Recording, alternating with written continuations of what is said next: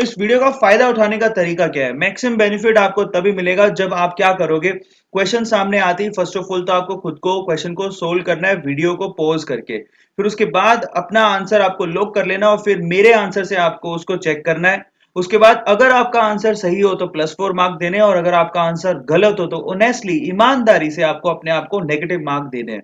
और उसके बाद करना क्या है, that is so much important. Evaluation करने के बाद आपको कमेंट सेक्शन में अपने मार्क्स मैसेज जरूर करके जाना है गाइस। छोटा सा काम करेंगे अगर आप, तो अगर आपको कोई भी प्रॉब्लम आ रही है तो मैं आपको कुछ ना कुछ सजेस्ट जरूर करूंगा। चलिए गाइस, फर्स्ट क्वेश्चन देख लेते हैं फटाफट से। फर्स्ट ऑफ ऑल वीडियो को पॉज करो, अपना आंसर लॉक करो। क्वेश्चन क्या कहता है? The sequence of ionic mobility, this is so much important again. Ionic mobility in aqueous solution is, यहां पर आपको यह बताना है कि यहां पर आयनिक मोबिलिटी किस आयन की किसकी सबसे ज्यादा होगी, ऑर्डर बताना है। अपना आंसर लॉक कर लो, फिर मैं आपको बताता हूं। क्या गाइस आपने अपना आंसर लॉक कर लिया? तो मैं आपको बताऊं, एक्चुअल में इसका आंसर बनेगा बी। ये कैसे हो गया? आपको एक्चुअली एक्वस सॉल्यूशन में पूछा है। ये काफी इंटरेस्टिंग है क्योंकि यहां पर सबसे छोटा साइज किस आयन का है? सोडियम का। तो जैसे ही ये सोडियम आयन एक्वस सॉल्यूशन में जाएगा तो होगा कुछ यूं कि एक्चुअली ये हाइड्रेटेड हो जाएगा, यानी कि बहुत ज्यादा वाटर मॉलिक्यूल जो है इसको घेर लेंगे।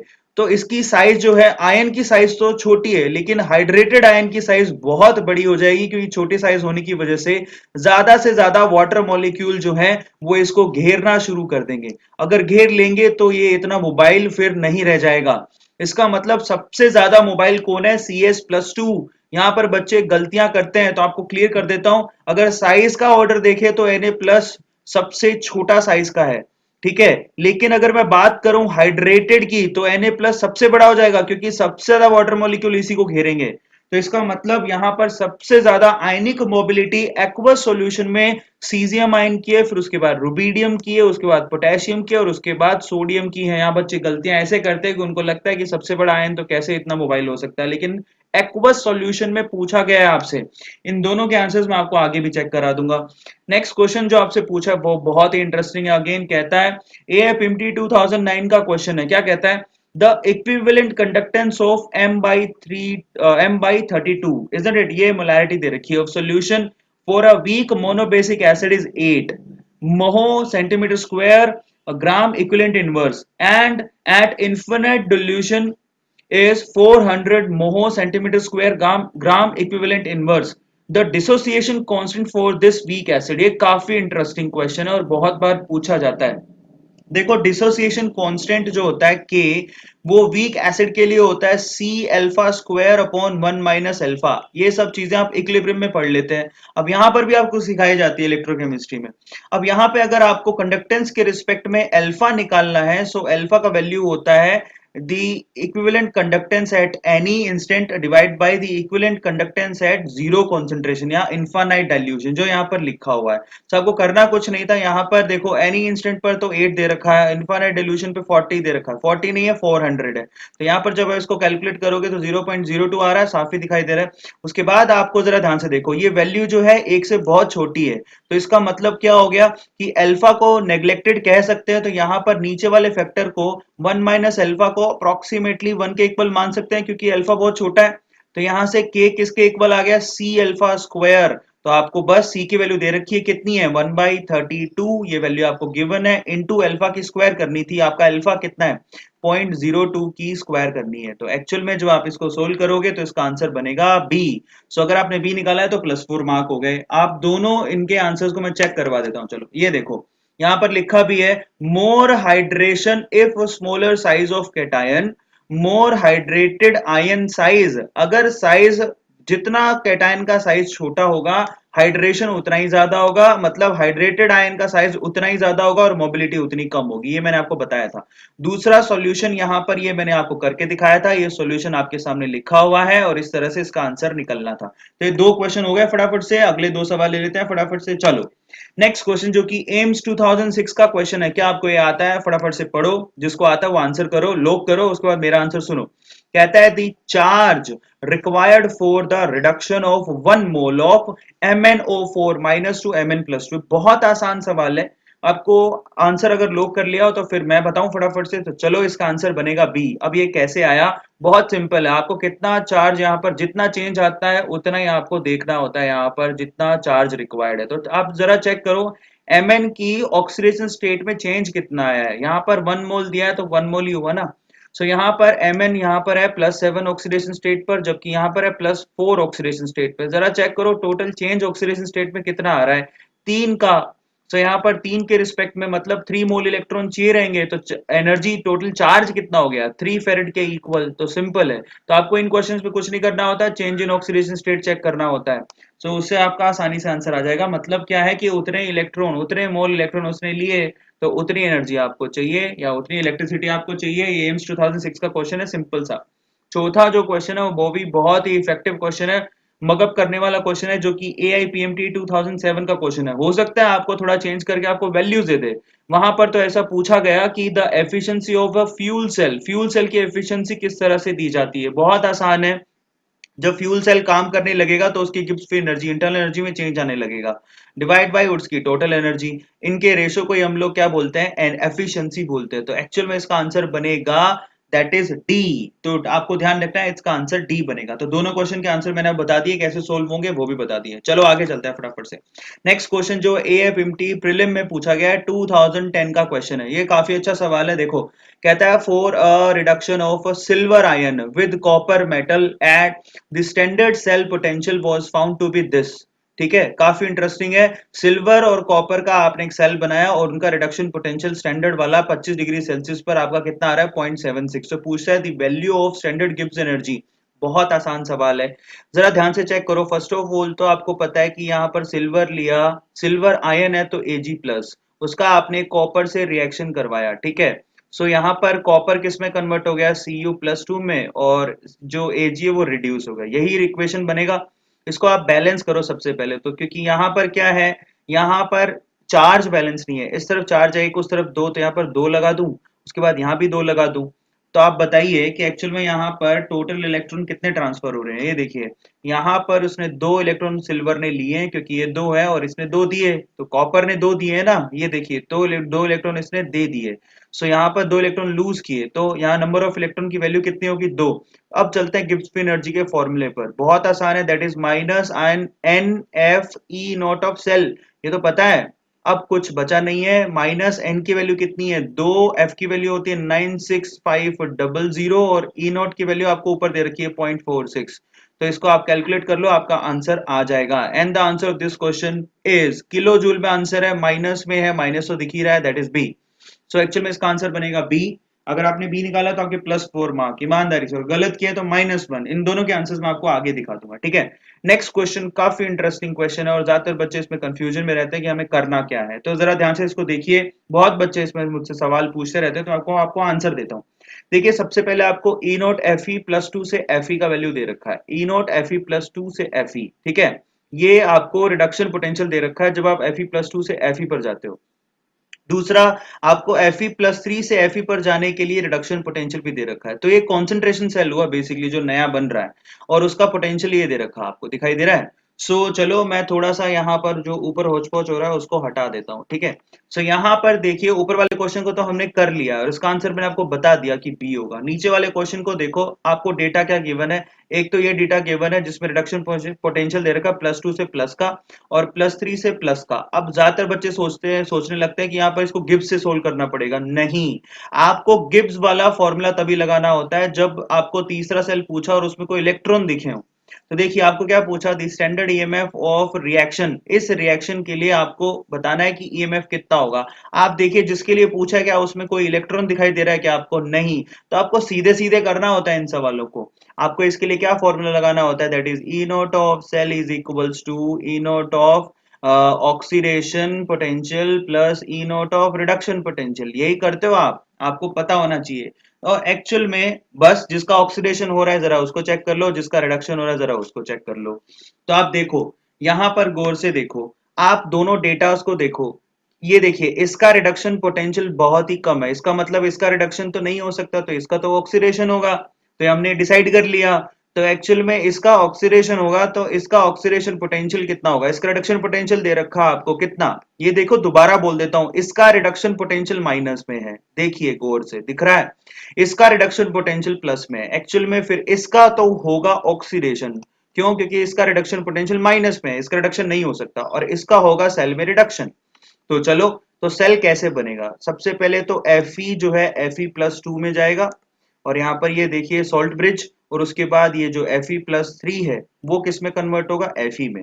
तो ये आपका पूरा सेल हो गया, इसको कॉन्सेंट्रेशन सेल बोलते हैं। तो करना कुछ नहीं है, जिसका ऑक्सीडेशन हो रहा है उसका ऑक्सीडेशन पोटेंशियल ले लो, बताओ उसका रिडक्शन पोटेंशियल दिया तो ऑक्सीडेशन पोटेंशियल कितना हुआ, प्लस में हो जाएगा ना, दैट इज यहाँ पर दैट इज 0.4410, ये तो हो गया ऑक्सीडेशन पोटेंशियल पहले वाले का, ये देखो, क्योंकि इसका रिडक्शन पोटेंशियल माइनस में है तो आपको प्लस लेना पड़ेगा ऑक्सीडेशन पोटेंशियल के लिए, प्लस रिडक्शन पोटेंशियल दूसरे वाले का 0.7710, दोनों को जोड़ दो और दोनों को जोड़ के आपका जो आंसर बनेगा वो बनेगा ए, दोनों को जोड़ लो। तो अगर आपने ये किया है तो बिल्कुल सही है, यहाँ पर कोई गिब्स एनर्जी का फॉर्मूले की जरूरत नहीं है, मैं आपको दोबारा स्पेसिफाई कर देता हूँ, गिब्स की फॉर्मूले की जरूरत तभी पड़ती है जो आपको तीसरा सेल जो दिया है उसके अंदर कुछ ना कुछ इलेक्ट्रॉन लेफ्ट हो जाए, बच जाए, हाफ सेल के लिए जरूरत पड़ती है, पूरे के लिए नहीं। अगला सवाल, और ये इनके सॉल्यूशन रहे जो मैंने आपसे कहा था, देखो copper twice of Ag plus, copper +2 twice of Ag, उसके लिए आपको ईएमएफ की वैल्यू दे रखी है, डेल्टा जी नोट निकालना था माइनस NF E नोट, और ये वैल्यू आ गया उसका, ठीक है, कैलकुलेशन करने के बाद। जो अगला है वो बहुत ही आसान है, चाहे तो आप इसको ऐसे सोल्व कर सकते हैं, हाफ सेल के रिस्पेक्ट में दोनों को 3 और 2 से मल्टीप्लाई किया तो 6 इलेक्ट्रॉन थे वो कट गए, या आप इसको यूं कर सकते हैं कि इसका फुल सेल का ये बनेगा और फुल सेल के लिए हमारे पास फॉर्मूला होता है, दोनों वे से कर सकते हो, आंसर सेम ही आएगा। अगले दो सवाल ले लेते हैं फटाफट से, जो कि AFMT 2011 का क्वेश्चन है, जरा देखिए क्या आपको आता है, और अगर आपको आता है तो इसका मतलब आपके सॉलिड हैं, बहुत अच्छे कॉन्सेप्ट हैं, और एक्चुअल में ये ऐसा क्वेश्चन है जो किससे होगा, ये ऐसा क्वेश्चन है जो कि गिब्स फ्री एनर्जी वाले फॉर्मूले से ही निकलेगा। अब ऐसा क्यों है तो जरा चेक कर लो फटाफट से, लास्ट में जो हाफ सेल के लिए ईएमएफ पूछा है और यहाँ पर इलेक्ट्रॉन बच जाएंगे इसीलिए ऐसा है। तो क्वेश्चन को चेक करो, क्या कहता है कि Cu+2 से एक इलेक्ट्रॉन लिया Cu+ में जाते हैं, और उसके लिए आपको ईएमएफ दे रखा है, ये रहा 0.15। जब आप Cu+1 से एक इलेक्ट्रॉन लेके Cu में जाते हैं तो उसके लिए ईएमएफ दे रखा है 0.5, ठीक है। आपसे पूछता है कि बताओ फिर Cu+2 से Cu की तरफ जाएंगे तो कितना होगा। इन क्वेश्चन को करना बड़ा ही आसान है, तो चलो इन क्वेश्चंस का आंसर मैं आपको बताता हूँ फटाफट से, पीछे खैर मैंने इसको सोल्व कर रखा है, तो देखो मैं आपको समझा देता हूँ, ठीक है, बहुत ही आसान है और गिब्स से होगा ये।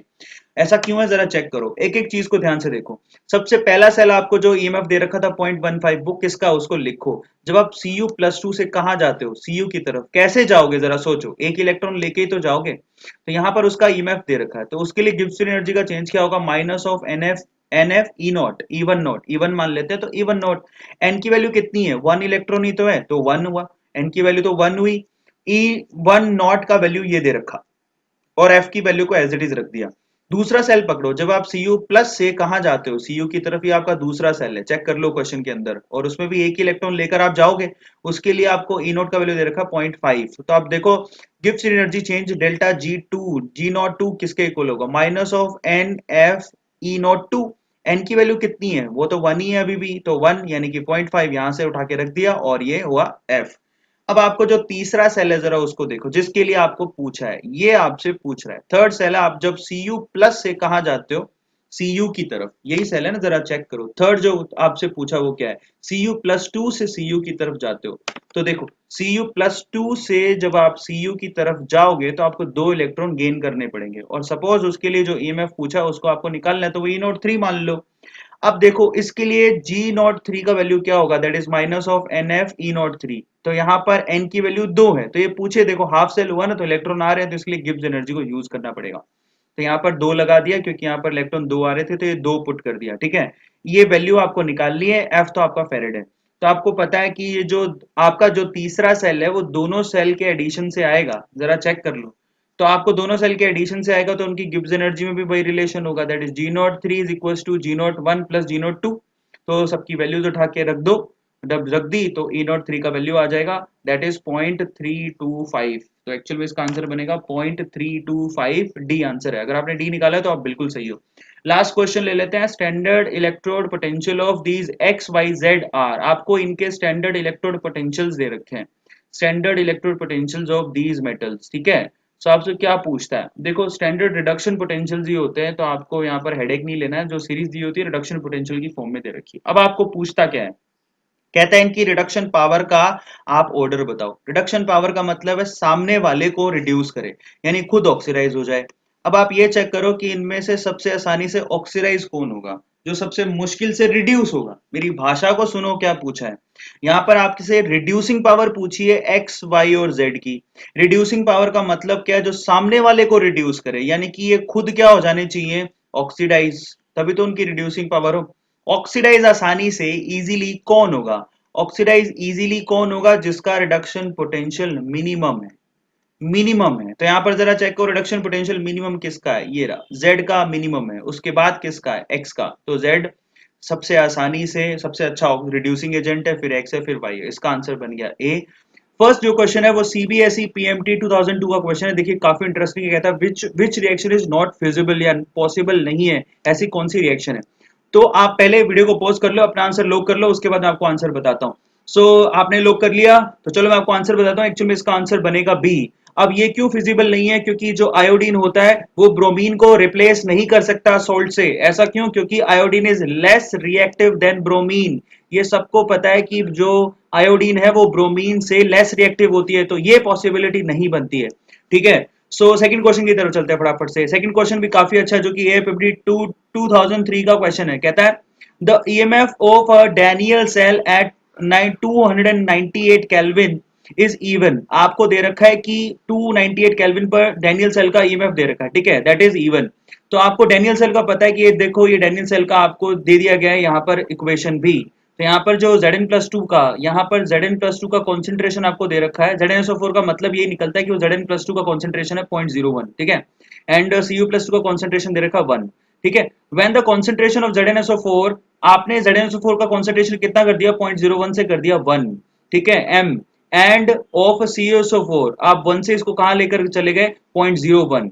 तो आपसे पूछता है the EMF changed to E2।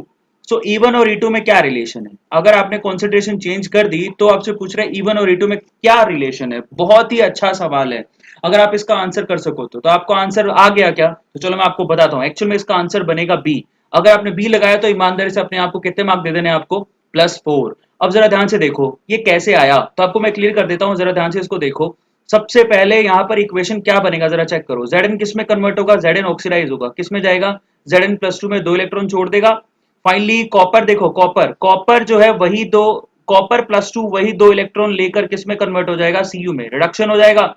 तो एक्चुअल में जो इक्वेशन बनेगा वो कुछ ऐसा होगा, दैट इज, जरा ध्यान से देखो, मैं यहां पर लिख देता हूं इस तरफ। तो यहां पर होगा जिंक और प्लस Cu+2, इजंट इट।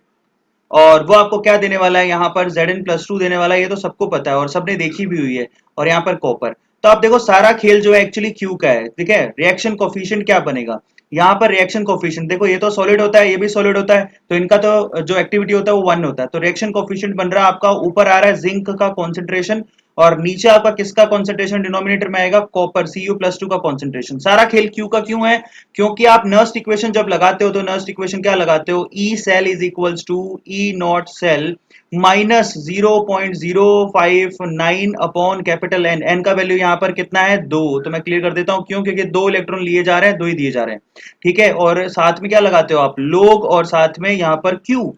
तो यहाँ पर देखो, यहाँ पर आप क्यू लगाते हो, ठीक है। तो आप जरा ध्यान से देखो, ये माइनस का साइन है। अब Q का मतलब तो ये हो गया कि Q की वैल्यू अगर मैं रख दूं तो वो बनती है Zn+2 का कॉन्सेंट्रेशन एंड Cu+2 का कॉन्सेंट्रेशन। आप खुद ही सोचो कि अगर मैंने Zn+2 का कॉन्सेंट्रेशन बढ़ाया तो E का वैल्यू तो घटेगा ना। यही आप कर रहे हो, आप Zn+2 का कॉन्सेंट्रेशन कितना कर रहे हो, 0.01 से E की तरफ। तो अगर आपने इसको बढ़ा दिया तो E का वैल्यू घट जाएगा, यानी कि E2 का वैल्यू क्या होगा, E1 से तो छोटा ही आएगा। तो ये भी आंसर बना है, उसका रीजन मैंने आपको बता दिया।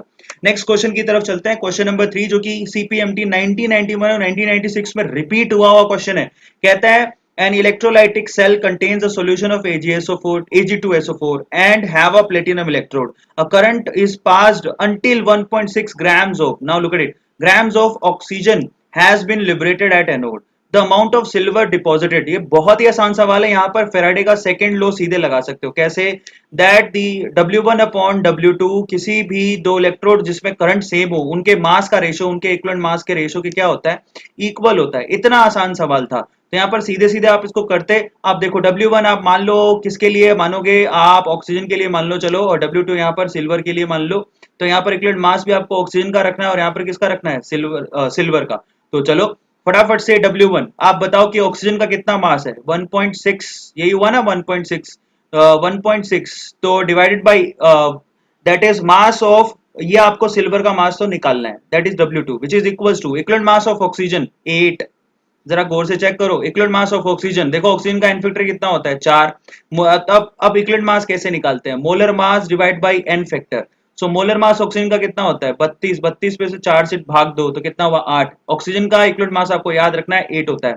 सिल्वर का जो इक्विवेलेंट मास होता है वो 108 होता है। अब आप निकाल लो, यहाँ से W2 का वैल्यू निकालना है। W2 का वैल्यू कैसे आएगा, दैट इज W2 उधर ले जाओ, 1.6 इंटू किसको करना है 108, ठीक है, डिवाइड किससे करना है 8 से, तो ये सीधे सीधे शॉर्ट आंसर आ जाएगा। चलो मैं इसके आंसर का आपको दर्शन भी करा देता हूं फटाफट से, क्या आपने लोग कर लिया, तो चलो इसके आंसर का दर्शन कर लो फटाफट से। ये देखो यही मैंने आपको कहा था, यही मैंने तरीका लगाया है। देखो W1 upon W2 is equal to E1 upon E2, बस ये इधर उधर हो गया और कुछ नहीं, ठीक है। तो फटाफट से यही फॉर्मूला है, सेकंड लो इसी को बोलते हैं और यही मैंने अप्लाई किया है और यहाँ से आंसर कितना आ गया जरा चेक करो, 21.6 ग्राम। तो ये इसका आंसर हुआ 21.6 ग्राम, ठीक है, उसका आंसर मैंने आपको बता दिया। नेक्स्ट क्वेश्चन देखिए, कहता है 2.5 farads of electricity is passed through CPMT 1996 का क्वेश्चन है, वीडियो पोस्ट करो अपने आप आंसर दो, बहुत ही आसान सवाल है, ठीक है। Solution of CuSO4 the number of gram equivalent पूछ रहा आपसे। अगर आपने इतनी इलेक्ट्रिसिटी प्रोड्यूस कराई है, पास कराई है, तो ग्राम इक्विवेलेंट पूछा आपसे।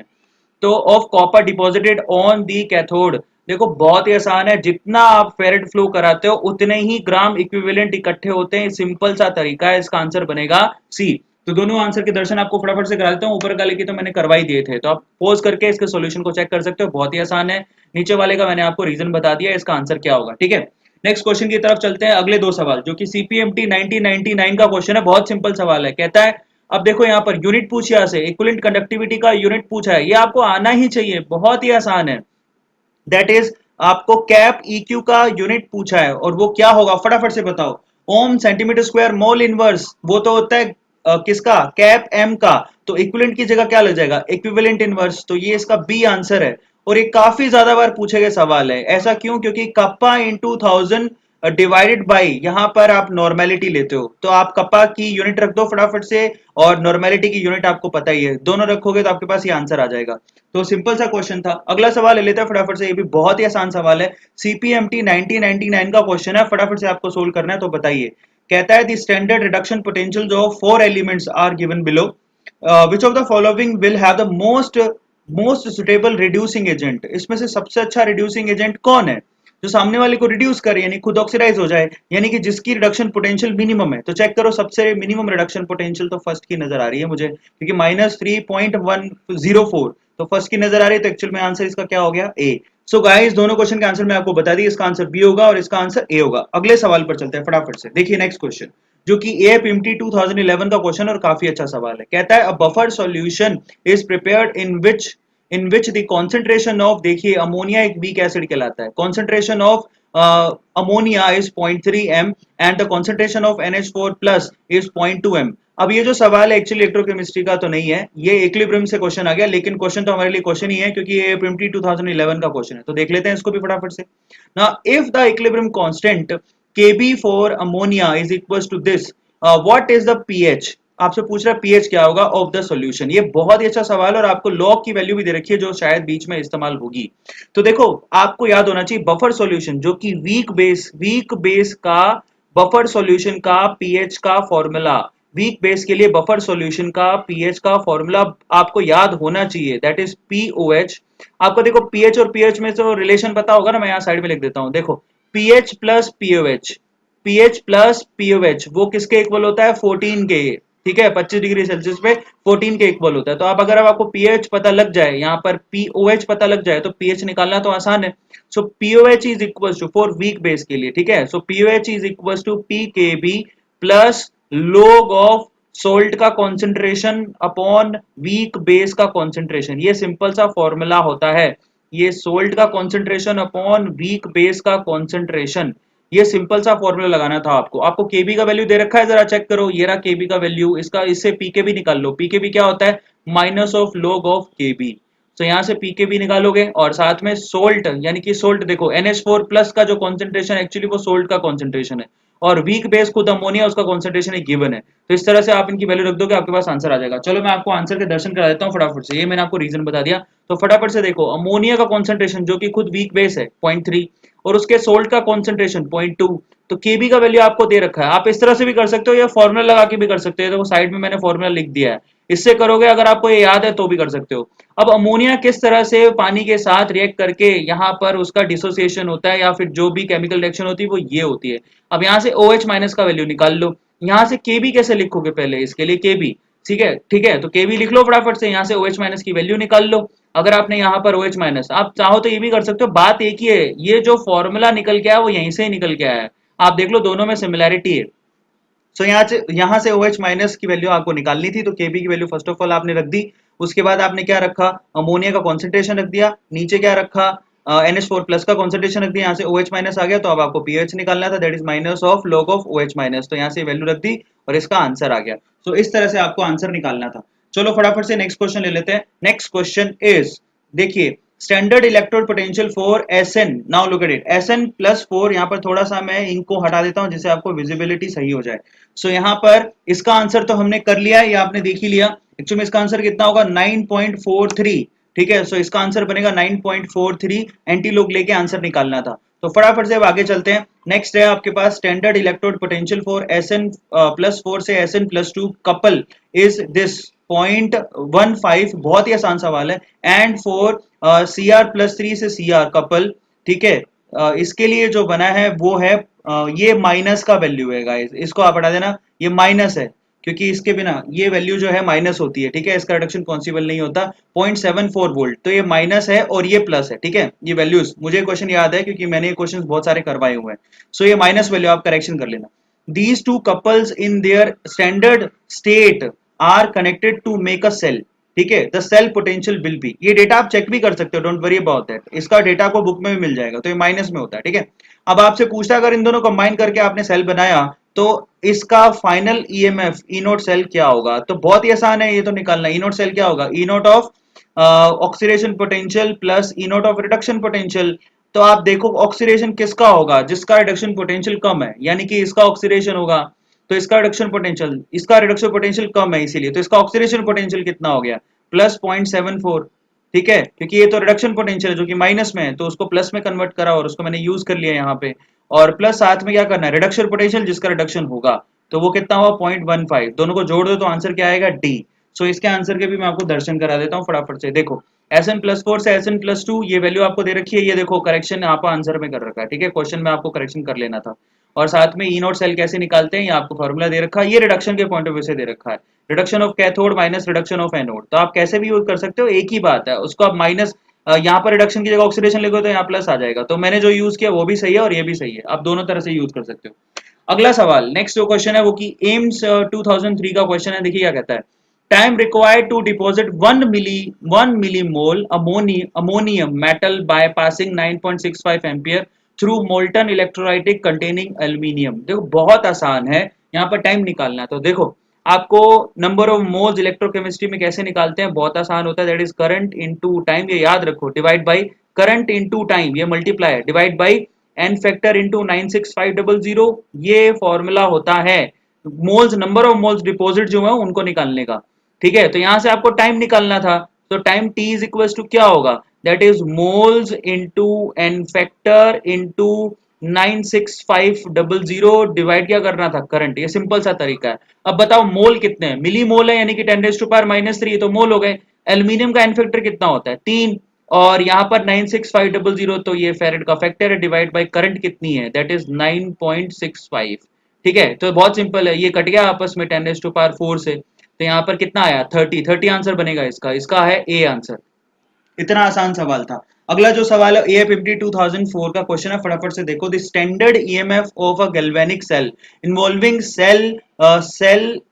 सेल रिएक्शन विद N=2, यहाँ पर नंबर ऑफ इलेक्ट्रॉन पार्टिसिपेटिंग दे दिया आपको सीधे ही, ठीक है, और आपको उसका रिडक्शन पोटेंशियल भी दे दिया है, जो EMF पाएगा स्टैंडर्ड वाला वो भी दे दिया है 0.295 वोल्ट एट 25 डिग्री सेल्सियस। पूछ रहा है इक्विलिब्रियम कांस्टेंट बताओ, हाँ ये अच्छा सवाल है, ऐसे सवाल पूछते हैं, तो चलो इसके सॉल्यूशन का दर्शन करा देता हूं दोनों के, इनफैक्ट तो ये तो रहा आपका उस क्वेश्चन का, that is mole is equal to current into time divide by N factor into 96500। सीधे फॉर्मूला निकाल के मोल्स निकाल सकते हो, यहाँ से टाइम निकाल लिया हमने और 30 सेकंड आ गया। अगला सवाल है, क्योंकि इक्विलिब्रियम आ चुका है तो ई सेल का वैल्यू इक्विलिब्रियम पर कितना हो जाता है, 0। तो अगर ई सेल का वैल्यू 0 हो जाता है तो बचा क्या, नर्स्ट इक्वेशन के हिसाब से ई नोट सेल बचा, दैट इज 0.0591 अपॉन एन, साथ में क्या बचा, log ऑफ के सी, यही बचा। अब आपको देखो जरा ध्यान से, ई नोट सेल की वैल्यू दे रखी है जिसको आपको यहाँ पर रख देना था, एन की वैल्यू 2 है वो पहले से कह रहा है, केसी की वैल्यू आपको निकालनी है, तो यहाँ से log केसी लिया, उसके बाद केसी लिया, एंटी log लेके इसका आंसर आ गया 10⁻10। सो ये इसका आंसर बना, तो एक्चुअल में 10⁻10 आपके पास ए आंसर आ जाएगा इसका, ठीक है। अगर आपने ये निकाला है तो +4। चलो फटाफट से नेक्स्ट 2 क्वेश्चन ले लेते हैं, और ये लास्ट क्वेश्चन है इस वीडियो के, एम्स 2004 का क्वेश्चन है। कहता है which of the following statement is true for the electrochemical Daniel cell. Daniel cell के लिए क्या चीज ट्रू है, तो आपको डैनियल सेल पढ़ा तो फटाफट से आंसर आ जाएगा। तो आपको पता है कि यहाँ पर देखो, फटाफट से पढ़ो, क्या क्या electrons flow from copper electrode to zinc electrode, एक गलत है। आपको पता होना चाहिए यहाँ पर जिंक इलेक्ट्रोड होता है और इस तरफ कॉपर इलेक्ट्रोड होता है, और इलेक्ट्रॉन जिंक से कॉपर की तरफ फ्लो होते हैं। Current flow from zinc electrode to copper electrode, ये भी गलत है, ठीक है, क्योंकि कॉपर से, क्योंकि इलेक्ट्रॉन जो है जिंक से कॉपर की तरफ फ्लो हो रहे हैं, तो करंट तो कॉपर से जिंक की तरफ फ्लो होगा, तो ये भी गलत हो गया। Cation move towards copper electrode, अब ये सही है, क्यों, ऐसा क्यों हुआ कि Cu+2 जो है वो 2 इलेक्ट्रॉन कैथोड में लेकर किस में कन्वर्ट हो जाते हैं, Cu+ में, तो ये आपका सही आंसर है, फटाफट से आंसर आपको मिल गया। अगर आपने सी लगाया तो आपका सही है। नेक्स्ट क्वेश्चन ले लेते हैं, क्वेश्चन नंबर 12। कहता है 4.5 ग्राम्स है, ठीक है, ग्राम्स ऑफ एल्यूमिनियम, उसका मास भी दे दिया आपको 27 every deposited on cathode from Al+3 solution by certain quantity of electric charge. The volume of hydrogen produced at STP from H+ ion in the solution by same quantity. देखो ये वही Faraday का second law लगा दो, that is W1/W2, इसका जो ratio होता है उनके इक्वलेंट मास के रेशो की E1/E2 के इक्वल होगा। अब यहां से आपको क्या करना है, सिर्फ वॉल्यूम निकालना था, तो पहले आप मास निकाल लो, क्या फर्क पड़ता है, मास को वॉल्यूम में कन्वर्ट कर लेंगे। तो देखो सबसे पहले तो यहाँ पर एल्यूमिनियम का मास कितना है, 4.5, ठीक है, एल्यूमिनियम का मास है। आपको हाइड्रोजन का मास निकालना है, इसको W2 मान लेते हैं। एल्यूमिनियम का जो एन फैक्टर होता है वो 3 होता है, क्योंकि एल्यूमिनियम पे चार्ज कितना होता है, +3। तो एल्यूमिनियम का इक्वलेंट मास देखो, molar mass 27 divide by N factor 3, तो यहाँ पर 9 लिखेंगे। एल्यूमिनियम का इक्वलेंट मास 9 होता है। हाइड्रोजन का इक्वलेंट मास होता है कितना, 1। देखो बहुत सिंपल है, हाइड्रोजन देखो, हाइड्रोजन होता है H2, मोलर मास कितना होगा, 2, और यहाँ पर एन फैक्टर भी इसका कितना होगा, 2, क्योंकि एक हाइड्रोजन पर एक प्लस होता है, तो 2 पे कितना होगा, 2, तो 2 डिवाइड बाई 2 1। तो इसे कितना आसान निकला, आप W का वैल्यू निकाल लो, वो कितना हुआ, that is 4.5 divide by 9, simple सा है, दैट इज 0.5।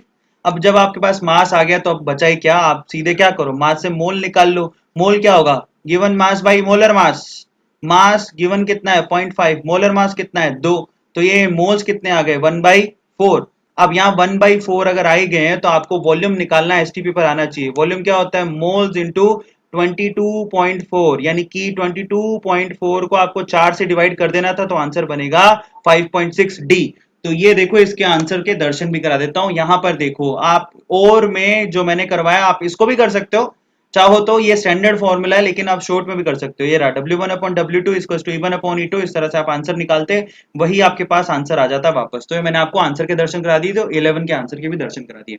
तो ये अल्टीमेट 12 क्वेश्चन फिर से हो गए। आई होप आप लोगों को क्वेश्चन अच्छे लगे होंगे। गाइस अगर अच्छे लगे हो तो चैनल को सब्सक्राइब करो, वीडियोस को शेयर करो। आप जितना ज्यादा मेरी आवाज को आगे तक लेके जाओगे, जितना ज्यादा ये वीडियो शेयर होंगी, उतना enthusiastically, I am promising you, उतना एंथुजियास्टिकली मैं आप लोग के लिए सारे चैप्टर एग्जाम से पहले तक खत्म कर दूंगा, मैं प्रॉमिस करता हूं।